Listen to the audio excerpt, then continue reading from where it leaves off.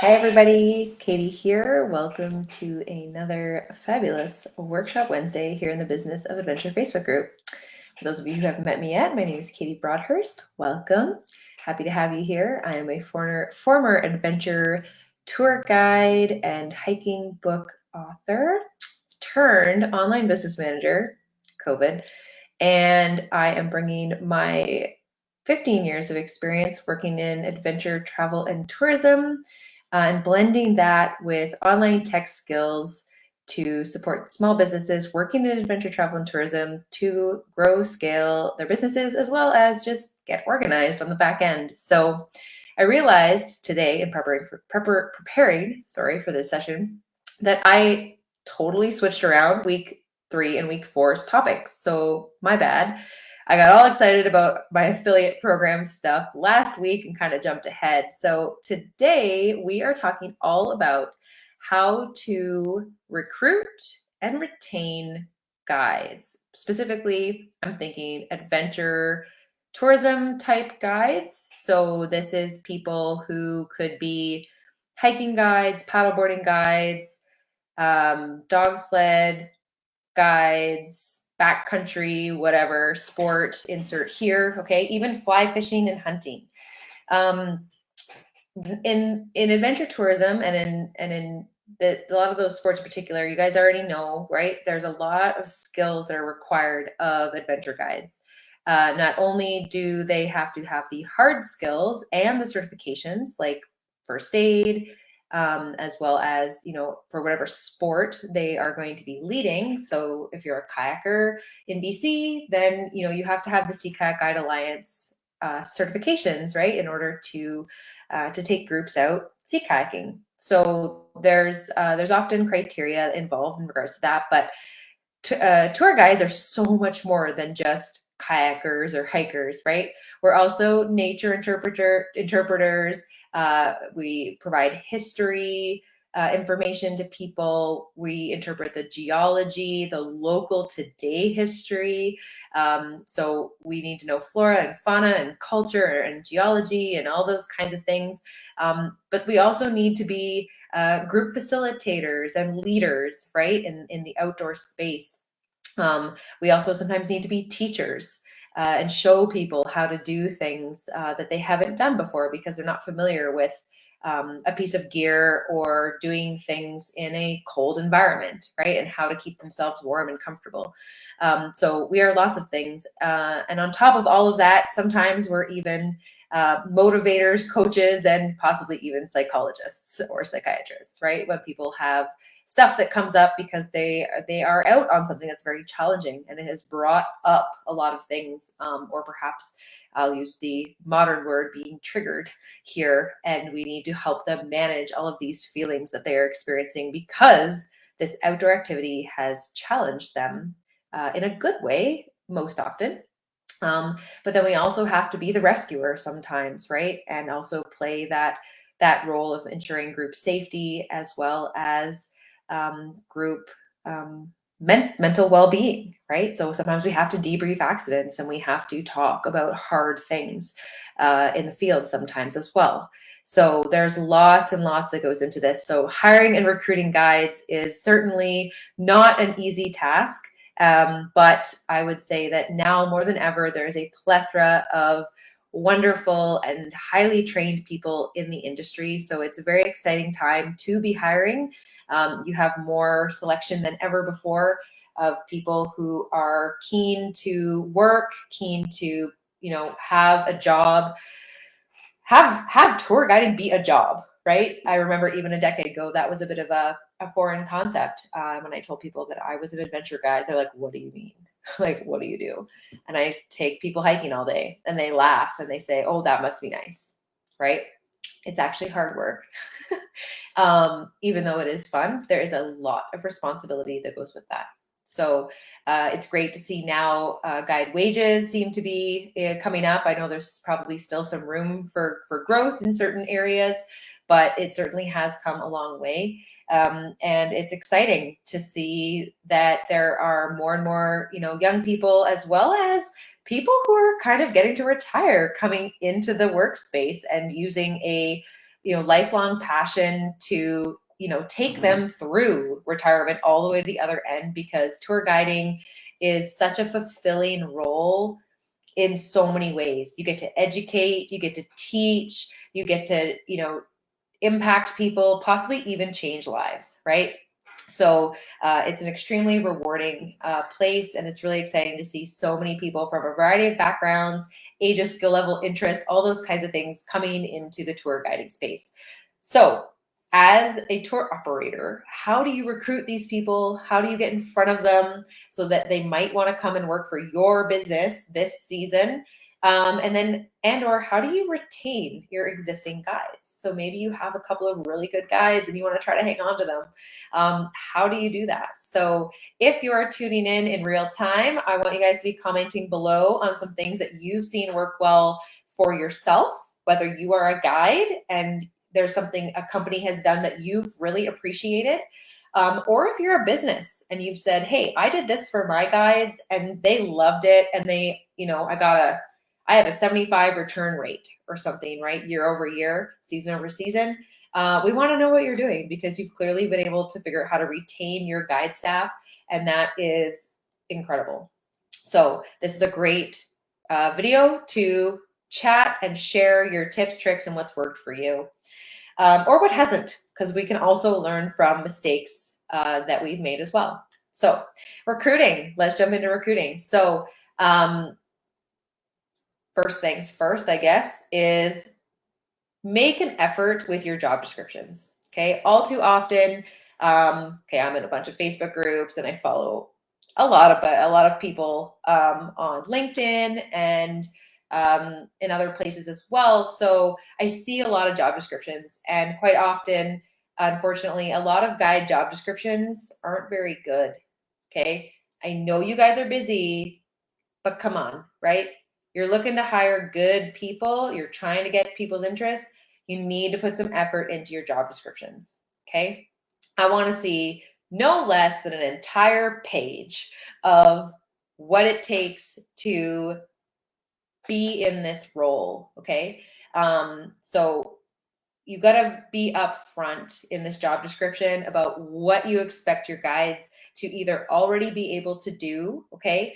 You need to talk about, give an example, like a day in the life of a guide with our company looks like this, okay? And if it's up at 5:30 a.m. every single day, you need to be upfront about that, okay? And if it is sleeping in a tent all summer, right? Be upfront about that. Make sure you're clear about, meals, if and when they're included, accommodation, if and when they're included, what the pay is going to be. All too often I see job postings and it's like lazy,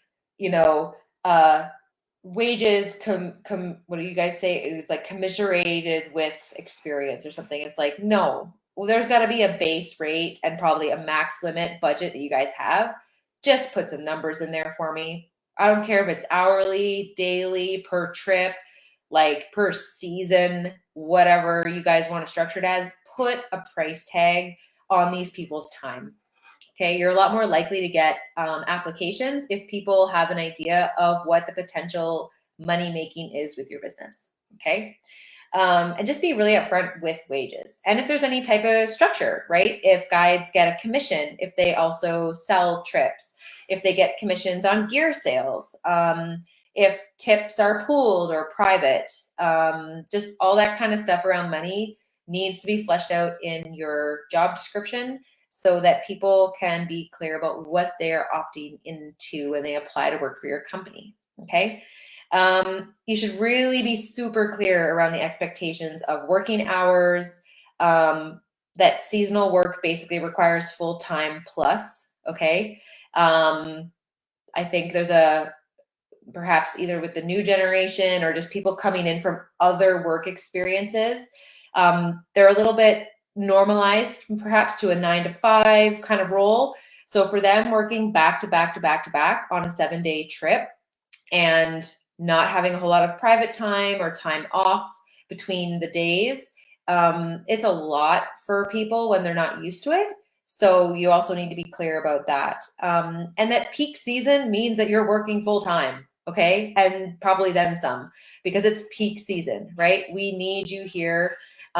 This is how much you're going to get paid, okay? Cover people for those holiday hours, right? Like top them up a little bit. Be a little bit generous where you can flex. It will go a long way, okay? And just that it requires you to work on weekends or holidays sometimes, okay? That's another thing I think that I've seen a lot in the last year now, being in the OBM role, that my clients are coming to me and saying, hey, my guides don't want to work on the weekends. And it's like, sorry, but that's just not how tourism works. Like, most people get the weekends off. So as a tour guide, one of your best times to work is on the weekends, right? Correct me if I'm wrong, guys. I could totally be wrong, but that is just something that I remember from working, right? Summers are really busy. You work all the weekends. You get a day off on a Tuesday, and or you work 10 days on, 2 days off. Like, there's a lot of different arrangements, but summers are busy and you're just kind of flat out. And if winter is your busy season, then winters are busy, and you're just, as a seasonal worker, you're on the go every single day for anywhere from 3 to 6 months. And then you usually take a bit of time off, and that might be the entire other season, right? So maybe you take the entire winter off, or there's some downtime, either a month or two in the shoulder season, that you are totally off. So when we look at this over the scale of a year, your guides are working a reasonable amount of time. They're just front loading their hours into that season and then taking time off in other places. Okay. And it's okay, and it's normal. And lots of other industries work this way too, right? If we think about the oil and gas sector, right? They do camp shifts, right? You're 2 weeks on, 2 weeks off. That balances out over the course of the year to being a average full-time thing.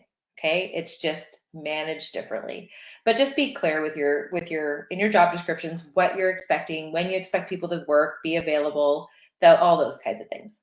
Also be really clear about what training or certifications are required to take the position versus what you're willing to train for. So, as a hiking guide, maybe you want people who've led groups before, and that's a criteria for you, right?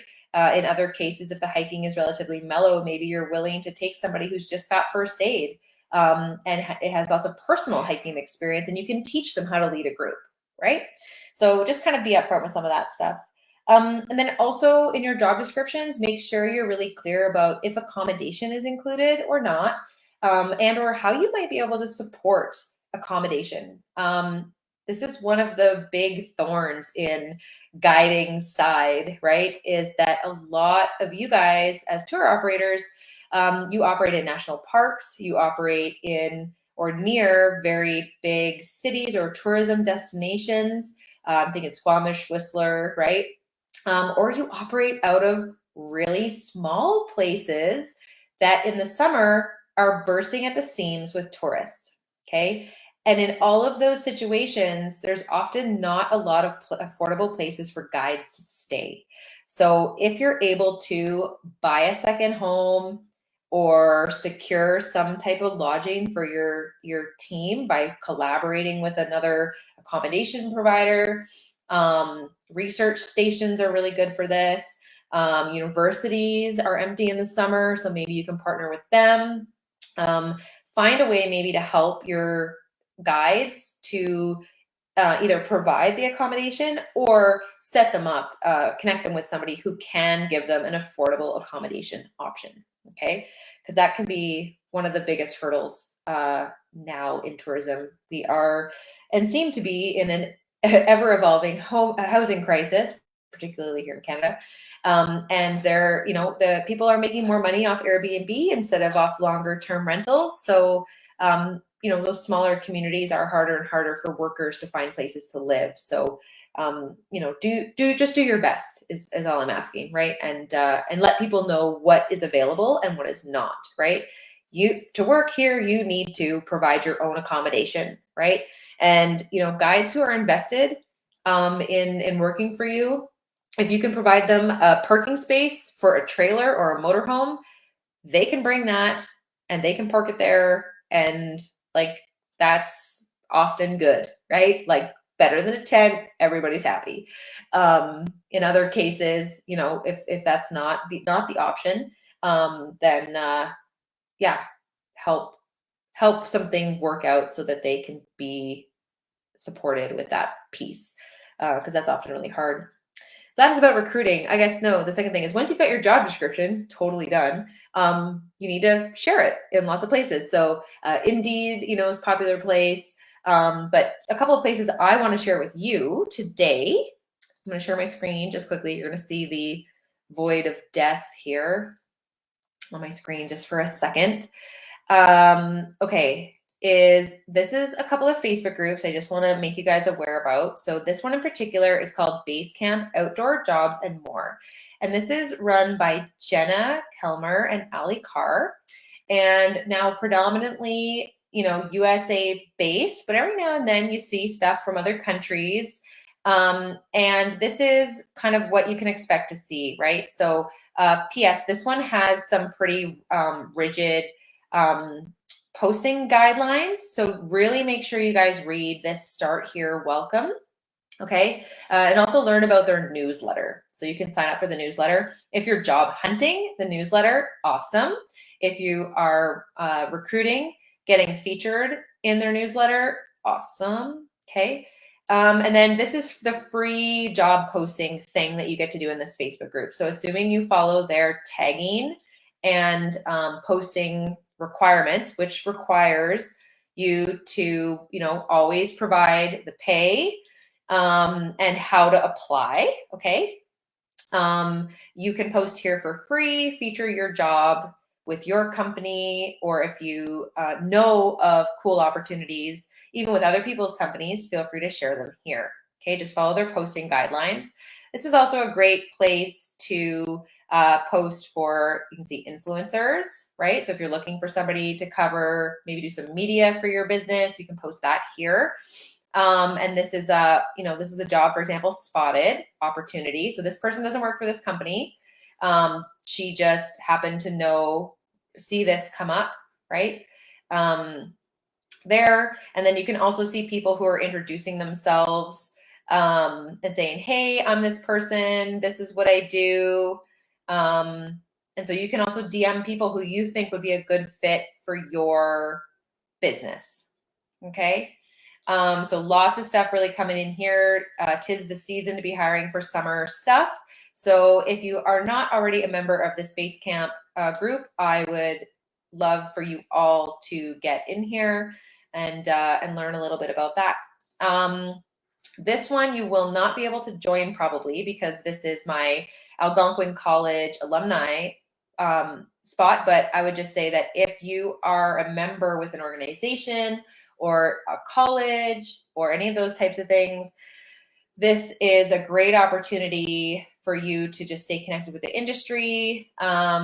This is where, you know, we get lots of posts from, you know, former instructors about job opportunities, for example, and where people can also post saying that they're looking for work and things like that. So this is another great spot there. And if you guys want me to post on your behalf, I would be happy to take your awesome job descriptions and post them here for you to let Algonquin College graduates know that you are hiring. Okay.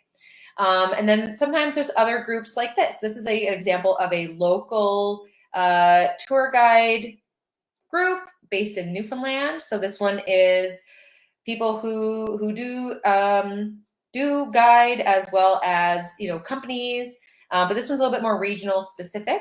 Okay, so this one would be if you're looking for somebody in Newfoundland and Labrador, or you're kind of wondering, you know, what the tour guides like to do out there. This is an example of just like a more regional place where you can post. So definitely seek out Facebook groups. People, I would say my age and younger, this is like the only place that they're looking for jobs. So that's a way you can get in front of people, and it's very low cost. Okay. The second place I want to point you to is LinkedIn. Okay. Coming through college and all through my entire career, LinkedIn has been something that was very much like, you need to be on LinkedIn because you're a professional, but it's like, I'm also a guide. And they're like, yeah, but that's okay. So there are lots of tour guide things kind of coming up now on LinkedIn as well. So you can see, obviously, this is pulling in local recommendations because I am based in Canada. So we are seeing lots of things that are also based in Canada here for me. So this is a great place to post your jobs as well with your company. So if your company has a business profile, you can actually post jobs right here on LinkedIn and say that my business is hiring, and you can put the jobs right out on LinkedIn. Okay, this is a great platform to get yourself featured on as well. So outside of the more traditional, Indeed type of places, these are two other spots I think that are really, really great for recruiting. Okay. Then I just want to speak quickly about the retaining your guides thing. So from my experience, both as a guide, as someone who's helped hire guides, and now from an OBM perspective and seeing my clients, there's a few things I want to point out around retaining. So number one, pay well. Okay. Pay your guides what they're worth. Okay. These are not minimum wage jobs anymore. So let's not treat them as such. Okay. Pay people a living wage, please. And where possible, make sure that there's some incentive stuff in place. That can be commission around sales, referrals. That could be bonuses at the end of the season. That can be dedicated or shared tips. Okay, any of those types of things really go a long way. Okay, we all know the cost of living is going up, so let's support each other in that capacity. Give lots of appreciation to your team. Okay, whenever possible, you see somebody doing something good, acknowledge that. It really goes a long way with your team to know that they are valued and that they are appreciated and that you believe that they do good work. Okay. A way that you can also encourage a few things around excellent guide performance, increasing your reviews online, and giving acknowledgement to your team, as well as possibly bonuses that I've seen and heard has worked really well, is at the end of a trip, encourage your guides to tell your clients to post on TripAdvisor or Google Review and leave a review. And encourage your guides in a way that is like, for every 4 or 5 star review you guys get on Google or TripAdvisor, I'll give you a $50 bonus, right? $50 really isn't that much. It's like 2 hours of their time, okay? And it just gives your online presence so much more validity if they've had a good trip, okay? And you'll know whose client that is often because they'll mention the guide's name, or the guide, on the back end, you can just look it up and be like, who led this trip with this client, right? Assuming you've got your systems in place. That's an easy thing to do. And then you can attribute that bonus to that guide who led that trip, or share it amongst 2 guides or whatever. So that works really well for generating new business, getting reviews and testimonials, and giving your guides a bonus for good performance. Okay. Show them the level up or how they can walk a path to promotion is basically what I'm getting at. So if your business is growing or expanding, right, a great way to retain guides is to let them know what is in the works for next year and how you'd really appreciate and value them if they came back to take a perhaps bigger leadership role in the business. Okay. If they don't want to do it, that's fine. But it's really helpful as somebody like me who's a little bit like type A ambitious to know that there is the potential to manage, lead, like I want to be able to level up, right? So I always appreciated knowing what my options were coming back the next season, and whether that was like a lateral job change or a like I want to be, a guide trainer, leader, sales rep, whatever. I wanted to know what my options were coming before I decided to come back the next season. that leads me into make an offer at the end of the season. Okay. If you have a really strong guide and you've now invested a whole season in them getting trained, make them an offer before they leave at the end of the season. Okay. And say, I'd love for you to come back next year, either in your same role, or we can talk about something else. And here's what I think you might be a good fit for. I haven't totally worked out all the wages, but I can at least guarantee you what you made, this year. There might even be a little bit, higher pay next year as we kind of rework things for 2023. Make them an offer, let them know what's available. Okay. And then touch base with them at the beginning of the year or early in your season, whenever that is for hiring. Say, hey, just wanted to reach out, right? That offer I made you last year, here's the official offer, right? Give them a good offer and let them know when you need to hear back by, so you can see if they're going to come back or not. Be organized. Okay. There is nothing worse than being a new guide, even being an experienced guide, and walking into chaos. Okay. It's not fun. And it just means there's just always fires that have to be put out, and fires are exhausting. Okay. And if people are exhausted, they're not going to come back. They just aren't. Okay. So do and try your very best. And this might be you needing to help get your team to help you get organized. And that's okay. Right. There's often somebody around like me, right, who's kind of just, I wouldn't say neurotic, but like maybe tending OCD. I like things to be certain places and I like things to be zen.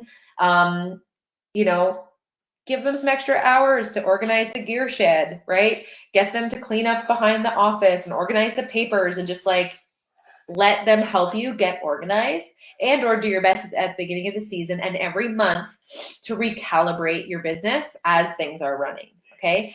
And encourage your guides, and AKA set the expectation and standard that they also need to be organized. So after trips, gear gets cleaned, hung up to dry, and put away.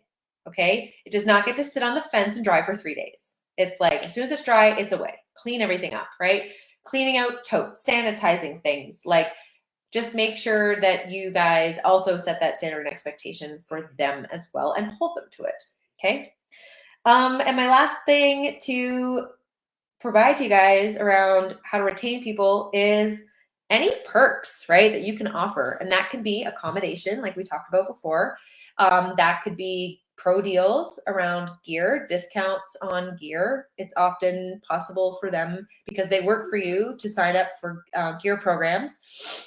I know like Black Diamond does this, Helly Hansen, I think, does this, even Arc'teryx. And then there are some like collective ones that you can kind of get in on so that they can get discounts, okay, because they're outdoor professionals. So help them with that. Maybe they even get to use gear, on their days off, or maybe in the shoulder season. So if they want to do their own personal trip before or after the season, they have an opportunity to, borrow a kayak for a week and go do, an expedition with some of their friends or something. So that can be a really nice perk as well. That's everything I can kind of think of, but perks can also be training, right? Right? Paying for their recertification, paying for that next level, or chipping in at least, right? Like, hey, if you want to get your sea kayak guide, overnight guide cert, I'll pay half, because I'd love for you to stay. You're a really great guide, and I know that course is expensive. So, here's $1,000 towards the $2,000 course. Invest in your people, right? That goes a long way in retention. And or, other little perks can be like guide trips, right? So host an end of season or early season, all guides only group trip. It's a great way for people to bond before the season kicks off. It's a great way to run some training scenarios. It's also just fun, right? And do something fun at the end as well to kind of wrap up the season and, leave everybody on a positive note as best you can. So guys, that is it, because I got to jump onto another meeting. For recruiting and retaining guides. If you guys have anything that I missed, or something that you do that works really well and that you've appreciated, please drop it in the comments below.